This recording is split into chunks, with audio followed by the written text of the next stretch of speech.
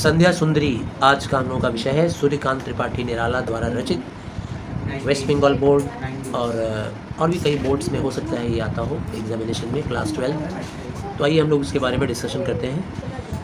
तो सबसे पहले तो हम लोग को जान लेना है कि ये जो कविता है वो एक छायावादी कविता है। छायावादी कविता, छायावादी कविता मतलब हिंदी साहित्य के इतिहास में एक युग था छायावाद। छायावाद की क्या विशेषता है भाई? अप्रस्तुत में प्रस्तुत को व्यक्त करना, यानी कि किसी के एब्सेंस में उसका प्रेजेंस फील करना या करवाना। जैसे अभी संध्या का वक्त नहीं है, लेकिन फिर भी हम संध्या को फील कर रहे हैं। संध्या यानी कि शाम। तो शाम का पहर अभी नहीं आया है, लेकिन फिर भी हम फील कर रहे हैं कि शाम आ गया है। ये हुआ एब्सेंस में प्रेजेंस का फीलिंग्स, इसको कहते हैं छायावाद। अच्छा, दूसरी बात है कि ये जो कविता है संध्या सुंदरी, इसको आप पढ़ेंगे तो पता चलेगा कि इसमें कोई छंद नहीं है, ये मुक्त छंद है। मुक्त छंद बोलने का मतलब जिसको इंग्लिश में हम लोग बोलते हैं फ्री वर्ड्स। जैसे आप लोगों ने पोएम पढ़ा होगा ऑन किलिंग ए ट्री, वो फ्री वर्ड्स है, तो ये भी एक फ्री वर्ड्स है। यानी जैसे छंद होते हैं ना, हरिगीतिका, मालिनी, सोरठा, छप्पे, ठीक है ना, चौपाई, दोहा, सोरठा, ये सब जो होते हैं छंद होते हैं। जैसे सवैया, ये सब छंद हैं। तो ऐसा कोई छंद यहाँ पर इस्तेमाल नहीं हुआ है, मुक्त छंद है ये, यानी फ्री वर्ड्स है। अच्छा, तीसरी बात यहाँ क्या है कि पूरी कविता में पर्सोनिफिकेशन, इंग्लिश में बोलते हैं हम लोग पर्सोनिफिकेशन, और हिंदी में उस अलंकार को, अलंकार किसे कहते हैं भाई? तो शॉर्टकट में बोलते हैं। आप लोग के हायर सेकेंडरी वेस्ट बंगाल में अलंकार नहीं है पढ़ना, लेकिन आप लोग को उसका डिवाइस पढ़ना है। अलंकार का मतलब होता है जो भाषा को खूबसूरत बना दे। तो एक अलंकार है रूपक अलंकार, जिसमें उपमेय और उपमान का प्रयोग होता है। तो ऐसे रूपक अलंकार का इसमें भरपूर इस्तेमाल आपको मिलेगा, ठीक है ना। रूपक अलंकार जैसे मान लीजिए हम कहें कि अभी हो सकता है कि मैं अभी डिस्कस नहीं करूँगा, एग्ज़ाम में भी दिया गया है उनको, हो सकता है वो सुने। तो जिसको हम लोग इंग्लिश में बोलते हैं रूपक अलंकार को मेटाफर, ठीक है ना। जब कंपैरिजन करते हैं हम लोग तो दो तरीके से कंपैरिजन करते हैं। एक होता है उपमा अलंकार, एक होता है रूपक अलंकार। तो उपमा जो है वो सिमिली कहते हैं इंग्लिश में, और रूपक को कहते हैं मेटाफर। तो खैर जब आएगा रूपक अलंकार तो हम आपको बता देंगे। दूसरा एक और अलंकार इसमें यूज़ हुआ है बहुत ज़्यादा भर भर के, टॉप टू बॉटम, उसको हम लोग बोलते हैं मानवीकरण। मानवीकरण को इंग्लिश में कहते हैं पर्सोनिफिकेशन। पर्सोनिफिकेशन तो जानते ही होंगे, यानी नॉन लिविंग चीज़ या किसी निर्जीव चीज़ को सजीव के रूप में चित्रित करना, सजीव के रूप में दर्शाना, दिखाना, खास करके इंसान के रूप में, उसको कहते हैं मानवीकरण। इसमें मानवीकरण अलंकार का भरपूर इस्तेमाल हुआ है। इसमें संध्या को एक सुंदरी, एक खूबसूरत महिला, एक खूबसूरत स्त्री के रूप में दर्शाया गया है। तो यहीं पे मानवीकरण हो गया कि नहीं भाई? है ना। एक खूबसूरत महिला, एक खूबसूरत स्त्री। हमारे लिए तो, हमारे यहाँ आने वाले पढ़ने, हम तो शाहरुख खान और कैटरीना कैफ को नहीं जानेंगे। हमारे लिए तो सुंदरी अंजलि है, सुंदरी आतिया है, संस्कृति है, ठीक है ना, पावनी है, खुशी है, ये लोग जो है सुंदरी हैं। तो ये सुंदरी जो है संध्या सुंदरी, इनका तुलना किससे किया गया है? संध्या सुंदरी से, संध्या से, शाम से। शाम को एक सुंदर स्त्री के रूप में दर्शाया गया है। तो अब देखिए कैसे व्यक्त करते हैं अपने मनोभाव को कवि। कहते हैं, दिवसावसान का समय मेघमय आसमान से उतर रही है, वह संध्या सुंदरी परिसी धीरे धीरे धीरे। कहते हैं दिवसावसान, दिवसावसान में दो शब्द हैं, दिवस और अवसान। अवसान का मतलब ढलना, यानी दिवस यानी दिन ढल रहा है, ढलते जा रहा है, कम होते जा रहा है। दिन का ढलना मतलब शाम हो जाना, शाम की ओर बढ़ना। मेघमय आसमान से उतर रही है, मेघमय यानी मेघ से, बादलों से भरे हुए आसमान से उतर रही है। कौन भाई? इमेजिन कीजिए कि कोई रैंप बना हुआ है और हम लोग वहाँ बैठे हुए हैं सुंदरी लोगों को देखने के लिए, और वहाँ एक से एक सुंदरी स्त्री रैंप पे वॉक करते हुए आ रही है। तो जब रैंप पे वॉक करते हुए आएगी तो इमेजिन करो कि वो उतर रही है, स्लोप से नीचे की ओर उतर रही है ना। तो ऐसे ही सुंदरी संध्या को भी मान लीजिए कि संध्या आकाश से उतर रही है, चारों तरफ मेघमय बादल, मतलब मेघ है, ठीक है ना। उसी आकाश से, आसमान से, आसमान कैसा है? बादलों से भरा हुआ है, मेघमय, वहीं से उतर रही है। कौन उतर रही है? संध्या सुंदरी, यानी कि सुंदर स्त्री। संध्या का मानवीकरण किया गया है। संध्या क्या है? सुंदर स्त्री। वह संध्या सुंदरी परिसी, उसका तुलना किया गया है परिसी। अब देखो परिसी जो है यहाँ पर उपमा अलंकार है, सी लगा दिया गया है। जहाँ सी या सा लगा करके तुलना करते हैं वहाँ क्या हो जाता है? उपमा अलंकार, ठीक है ना। यानी सिमिली, इंग्लिश में कहते हैं हम लोग सिमिली। तो सुंदर परी के जैसे, जैसे सुंदर परी, कल्पना करो बचपन में तुम लोगों ने बहुत सारा टीवी सीरियल वगैरह देखा होगा। परी जो होती है सफ़ेद कपड़े में, हाथ में एक तारा स्टिक लिए हुए आसमान से ही उतरती है, तो उसी के जैसे उतर रही है, धीरे धीरे धीरे। कैसे उतर रही है भाई? धीरे धीरे धीरे। नेक्स्ट, तिमिरांचल में चंचलता का नहीं कहीं आभास, मधुर मधुर हैं दोनों उसके अधर, किंतु जरा गंभीर नहीं है उनमें हास विलास। हंसता है तो केवल तारा एक, गुथा हुआ उन घुंघराले काले काले बालों से, हृदय राज्य की रानी का वह करता है अभिषेक। अलसता की सी लता किंतु कोमलता की वह कली, सखी नीरवता के कंधे पर डाले बाँह, छाह सी अंबर पथ से चली। तिमिरांचल, अब देखिए तिमिरांचल को दो भाग में बांट दें हम लोग, तिमिर प्लस अंचल। अंचल मतलब एरिया, बांग्ला भाषा में भी सुनते होंगे अंचल, ठीक ना, हमारे यही अंचले, ठीक ना, ममता दीदी भाषण देती हैं ऐसा। अंचल, भवानीपुर अंचल, अंचल मतलब एरिया। तिमिरांचल, तिमिर मतलब अंधकार, यानी अंधकार से भरे हुए एरिया में, अंचल में, ठीक है ना। अभी लिखो मत, खाली ध्यान से सुनो, यहाँ भी मीनिंग है, दे दूंगा लिख लेना, हमको वैसे ज़रूरत है बिना वर्ड मीनिंग वाला का। तिमिरांचल में चंचलता का नहीं कहीं आभास, तिमिरांचल यानी अंधकार में, कोई भी अंधकार वाले अंचल में चंचलता का कहीं नहीं आभास। देखिए चंचलता किसका गुण होता है? दिन का गुण होता है। जब दिन होता है, डे टाइम, डे आवर, तो उसमें चंचलता रहती है। अभी हम लोग चंचलता है ना, बस गाड़ी सब चल रहा है रास्ते पे, लोग चल रहे हैं, लोगों का मूवमेंट है, तुम्हारा मूवमेंट है, मेरा मूवमेंट है, हम लोग सब अभी चंचल हैं। लेकिन जब तिमिरांचल हो जाएगा, यही एरिया जब शाम के टाइम होगा, तब चंचलता की कमी आ जाएगी। अच्छा हाँ, आप लोग तो आज के ज़माने के बच्चे हो, तो तुलना आज से करोगे, आज से मत करना। आज तो आधी रात को भी चंचलता रहती है। बात हो रही है गांव इलाके का, ठीक है ना, जहाँ पर भीड़ कम होती है। आज से कई साल पहले की, जब शाम होते ही एकदम अंधकार सन्नाटा छा जाता था, उस समय की बात हो रही। सूर्यकांत त्रिपाठी निराला जी जब लिखे होंगे तो कई दशक बीत गया कविता को लिखे हुए, तब तो ऐसे ही ना रहा होगा गाँव। शाम होते ही क्या हो जाएगी? सन्नाटा, कोई आवाज़ नहीं, तिमिरांचल, कोई चंचलता का कहीं नहीं आभास। मधुर मधुर है दोनों उसके अधर, मधुर मधुर है दोनों उसके अधर, यानी कि ये जो संध्या सुंदरी है उसके दो अधर हैं, लिप्स, उसके दो होठ हैं। अधर मतलब होठ। तो जैसे इंसानों के दो होठ हैं, फिर से यहाँ पर क्या हो रहा है? मानवीकरण। उसके भी दो होठ हैं। कौन से दो होठ हैं भाई? अपर लिप्स का मतलब हो गया आकाश, और लोअर लिप्स का मतलब हो गया धरती। और यह आकाश और ये धरती जहाँ आकर मिल रहा है, वहाँ पर हॉराइजन होता है, क्षितिज रेखा होती है। तो जैसे हम लोग मुंह बंद करते हैं, लिप्स बंद करते हैं, तो एक लाइनिंग सा आ जाता है, तो वो लाइनिंग क्या हो गया? हॉराइजन, क्षितिज। ये हॉराइजन आ गया। ऊपर क्या हो गया? आकाश, नीचे क्या हो गया? धरती। बहुत सुंदर अलंकार का इस्तेमाल किया है उन्होंने।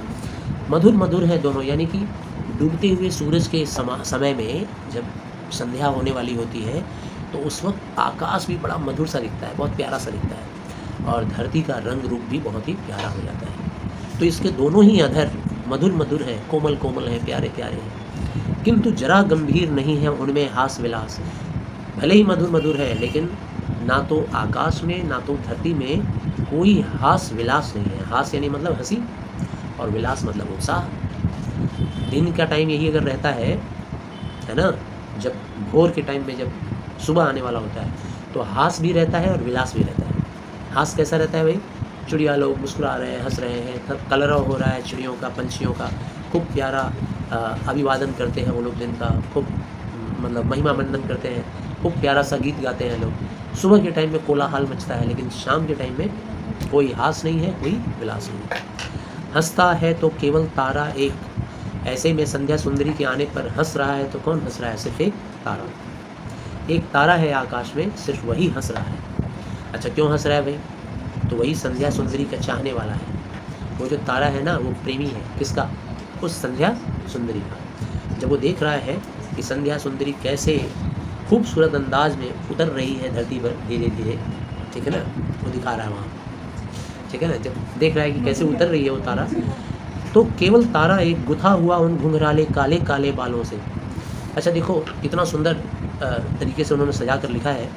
वो जो तारा है वो संध्या सुंदरी के घुंघराले काले काले बालों से गुथा हुआ है, ठीक है ना। अच्छा, अगर शाम को यहाँ सुंदरी बोला गया है, तो आकाश में वो जो मेघ है या आकाश की जो कालिमा है, उसको क्या बोल देंगे हम लोग? कि वो उसके काले काले बाल हैं, जो अंधकार है ऊपर आकाश में, वो काले काले बाल हैं, और बालों में तारे टिमटिमा रहे हैं, है ना। तो तारे टिमटिमाते हैं, जैसे कोई सुंदरी अपने बालों को, काले बालों को गुथ लेती है, पीछे जुड़ा वो चोटी बना लेती है, और उसको सुंदर बनाने के लिए उसमें तारा लगा देती है ना। तो लगेगा कि आकाश में तारे जगमगा रहे हैं, काली घटा है और उसमें तारे सजे हुए हैं। तो ऐसे ही आकाश में एक तारा है जो उस संध्या सुंदरी को देखकर हंसता है यानी मुस्कुराता है। गुथा हुआ उन घुंघराले काले काले बालों में, घुंघराले बाल कहा गया है, घुंघराला जो होता है सुंदरता का प्रतीक है, यानी संध्या सुंदरी के बाल कैसे हैं, घुंघराले हैं, अलग अलग आवृत्ति में नज़र आ रहे हैं, बादल अलग अलग आवृत्ति अलग अलग आकार में नज़र आ रहे हैं, तो इसीलिए घुंघराला बोला गया है। उन्हीं में छिपा हुआ एक तारा है, जैसे ही देख रहा है कि अब शाम आ गई, शाम आ रही है, खूब उसको अच्छा लग रहा है, ठीक है ना, मेरी प्रेमिका आ रही है। हृदय राज्य की रानी का वह करता है अभिषेक, उसके हृदय की, अपने हृदय का राजा कौन है, वो तारा है, और उसके हृदय की राज्य की रानी कौन है, संध्या सुंदरी है। करता है अभिषेक, अभिषेक का मतलब क्या होता है, राज तिलक। ऐसा नहीं समझना कि तारा जा करके उसको ऐसे तिलक लगाता है, अभिषेक करने का मतलब अभिवादन, आइए आइए आइए, स्वागत कर रहा है, आइए। अलसता की सी लता, अलसता की सी लता, देखिए एक सुंदर स्त्री का पता नहीं क्या ऐसा है, कई कवियों ने, कई फिल्मों में, कई सीन्स में मैंने देखा है कि यानी स्त्री का सुंदरता और देखने में अगर निखार देखना है तो निखार देखने को आता है जब वो अलसाई हुई रहती है, अपनी बॉडी को तोड़ती है, ऐंठती है, मरोड़ती है, ठीक है ना, आलस दिखलाती है। तो अलसाई हुई रूप को देख करके कवि लोग कविता लिख देते हैं कि वो आलस सी अंगड़ाई ले रही है, ठीक है ना, संध्या सुंदरी। अलसता की सी लता किंतु कोमलता की वह कली, पूरा आलस भरा हुआ है उसमें, इठलाते बल खाते धीरे धीरे उतर रही है। मैंने पहले ही तुलना करके समझाया, रैंप वॉक कर रही है। किंतु कोमलता की वह कली, लेकिन कितनी कोमल है, कितनी कली के समान है, खूबसूरत फूल के समान। सखी नीरवता के कंधे पर डाले बाँह, और तब तक एक लड़की की सुंदरता नहीं नज़र आती है जब तक कि उसके साथ सखियाँ ना। भाई राधा का तुलना कर लें अगर हम लोग, राधा कभी अकेली दिखती थी नहीं, 4-5 तो सखियों के साथ खिलखिलाती हुई, हंसती हुई, ठीक है ना। जब तक एक सखी नहीं रहेगी, किसी स्त्री के चेहरे पर चमक नहीं रहेगा, उससे कुछ ना कुछ वो बातें कर रही होंगी, कुछ ऐसी बातें होंगी जिसके पर्सनल, उन लोगों की प्राइवेट बातें, जिसके दोनों ही हंसेंगी मुस्कुराएंगी, तो ऐसा है। अलसता की सी लता किंतु कोमलता की वह कली, सखी नीरवता। अच्छा, उसकी सखी का नाम क्या है भाई, नीरवता है उसकी सखी का नाम। नीरव, रव का मतलब होता है आवाज़, शोरगुल, और नी लगा देंगे उपसर्ग, मतलब नीरवता यानी कोई आवाज़ नहीं, शांति, सन्नाटा। संध्या का सुंदरी का दोस्त कौन होगा, सन्नाटा होगी, कोई होगी सन्नाटी, चल सन्नाटी इधर आ, उससे कंधे पर हाथ रखी और डाले हुए बाँह आ रही है। छाह सी अंबर पथ से चली, अंबर पथ यानी कि आकाश मार्ग से चलते चली आ रही है। नहीं बजती उसके हाथों में कोई वीणा, नहीं होता कोई अनुराग राग आप आलाप, नुपुरों में भी रुंझुन, रुंझुन नहीं, सिर्फ एक अव्यक्त शब्द सा चुप चुप चुप है, गूंज रहा सब कहीं। नहीं बजती उसके हाथों में कोई वीणा, उसके हाथों में कोई वीणा नहीं बज रही है। भाई वीणा किस बात का प्रतीक है, वो भी एक सुंदरता का प्रतीक है।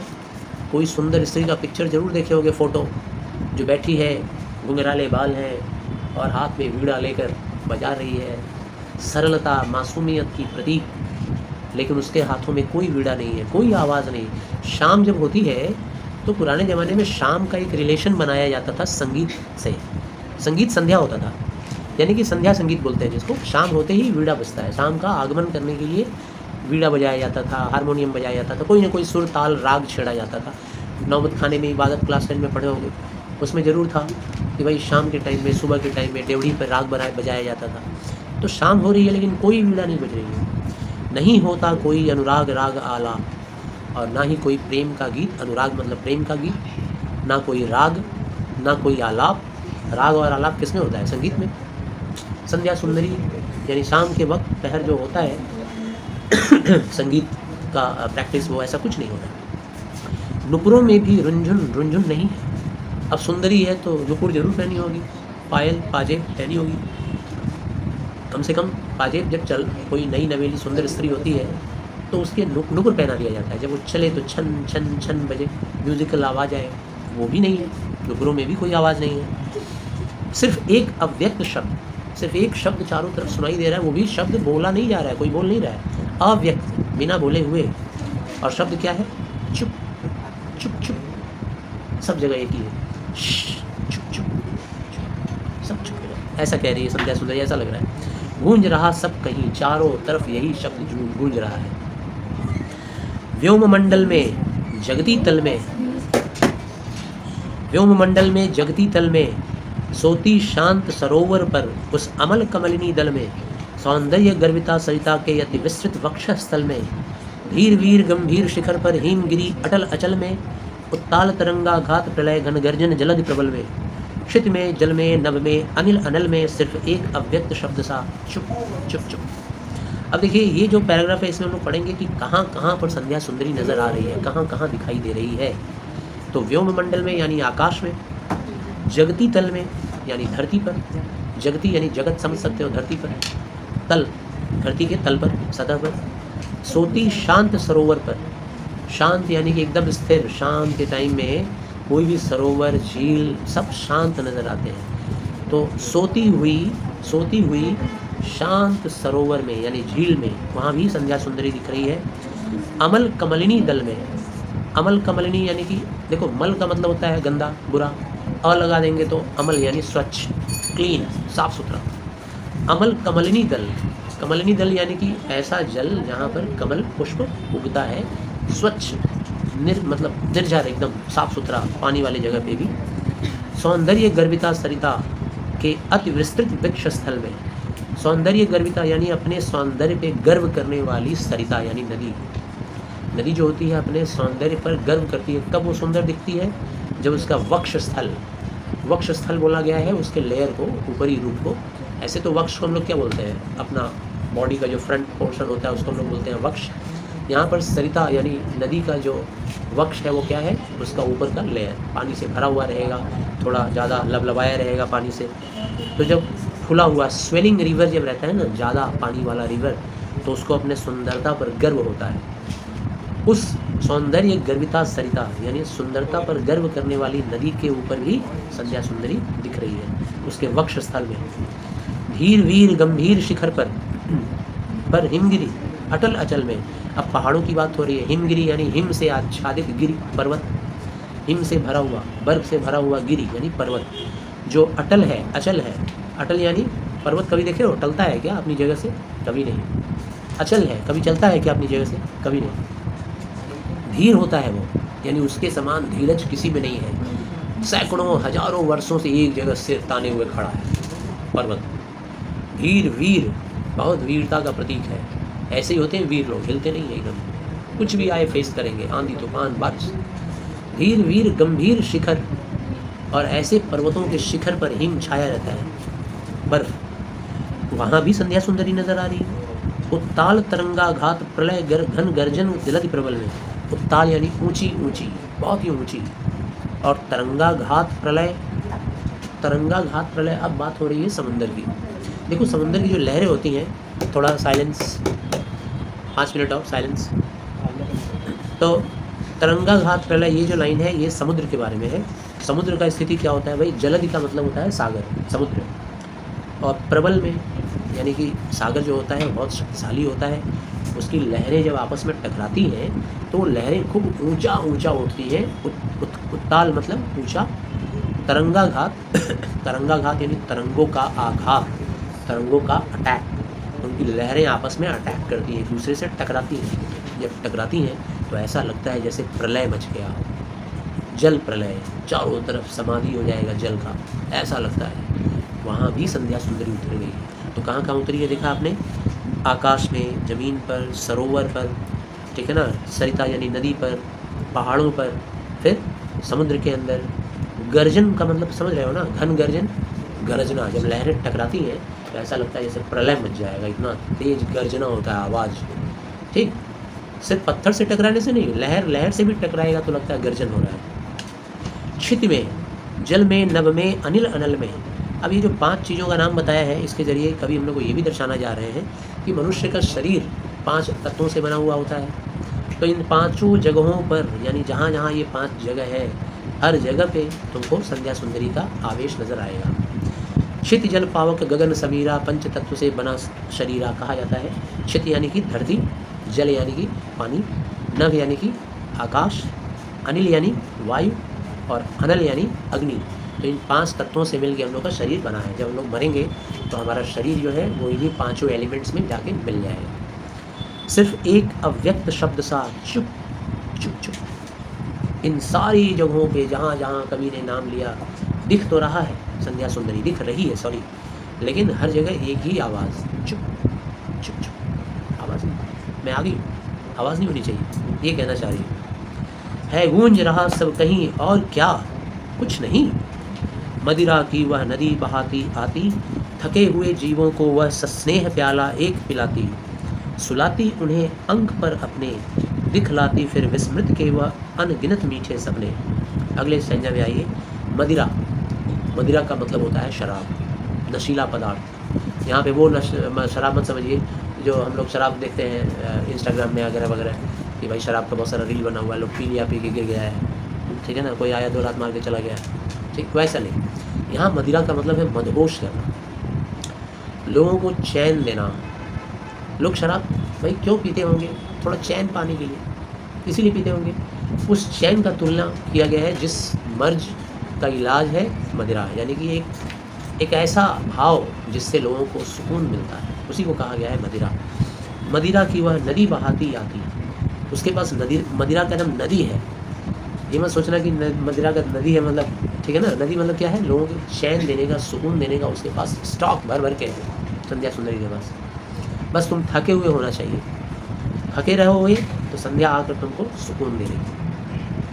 थके हुए जीवों को वह सस्नेह, सस्नेह यानी कि बड़े प्रेम से, प्रेम के साथ, स मतलब साथ, स्नेह के साथ प्याला एक पिलाती, लाती है एक कप, एक पेग पिला देती। तो ये नहीं कि वो पेग, यहाँ पेग और प्याले का तात्पर्य क्या है, आपको सुकून और चैन पिलाकर चली जाती है। सो जा बेटा, बेटी सो जा। सुलाती उन्हें अंक पर अपने, अंग यानी अपनी गोद पर, अंग नहीं अंक, सर्दी से मेरी आवाज़ ठीक से नहीं सुनाई दे रही होगी, अंक, अंक पर अपने, अपनी गोद में सुला देती है। फिर से यहाँ पर उसका तुलना किया गया है एक माँ से, ठीक है ना, एक बुजुर्ग महिला से, दादी से, नानी से, जिसकी गोद में जाकर लेट जाता है पुरुष, या उसकी पत्नी से जिसके पास सुकून पाता है थोड़ा क्षण के लिए, तो उसके अंक पर आकर सो जाता है, वो सुला देती है। दिखलाती फिर विस्मृत के वह अनगिनत मीठे सपने, उसके बाद जब सुला देती है तो उसके बाद उसको मीठे सपने दिखाती है, ठीक है ना, और सब कुछ, सारे टेंशन, सारी परेशानियों को भुलवा कर और उसे मीठे सपने देती है, सुलाती है। ये है संध्या सुंदरी। आखिरी पंक्ति 4 लाइन की। अर्धरात्र की निश्चलता में हो जाती जब लीन, कवि का बढ़ जाता अनुराग, विरहा कुल कमनीय कंठ से आप निकल पड़ता तब एक विहाग। और ये सूर्यकांत त्रिपाठी के परिमल से लिया गया है, परिमल उनका एक रचना था। तो अर्धरात्र की निश्चलता में, जब संध्या सुंदरी शाम होते होते होते जब अर्धरात्रि हो जाती है, आधी रात जब हो जाती है, उसकी निश्चलता में, निश्चलता नहीं है, निश्चलता है। निश्चलता यानी कि जब सब कुछ गति रुक सी जाती है, मतलब सब कुछ शांत, पूरी तरह से शांत। हमारे तो कोलकाता में 12 बजे रात को भी सब कुछ चलता हुआ नजर आएगा, 2 बजे रात को भी चलता हुआ नजर आएगा। मान लीजिए देहाती इलाके में आप गए हैं और सब कुछ निश्चल हो गया है, चल नहीं रहा है, गतिमान नहीं है।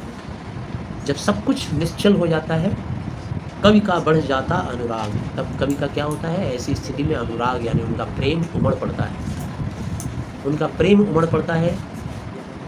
विरहा कुल कमनीय कंठ से, प्रेम उमड़ पड़ता है किसके लिए, आने वाले नए दिन के लिए, नए जोश के लिए, नए जुनून के लिए, एक नई शक्ति के लिए, ठीक है ना। हर एक आने वाला दिन क्या होता है, एक नयापन का संदेश होता है। नवगति, नवलय, ताल छंद नव, नवल कंठ, सब कुछ नए के साथ आता है हर दिन के साथ। विरहा कुल कमनीय कंठ से, और विरह वेदना में, विरहा की जो वेदना होती है वो उनके सुंदर कंठों से आकर अपने आप ही गीत के रूप में उमड़ पड़ती है।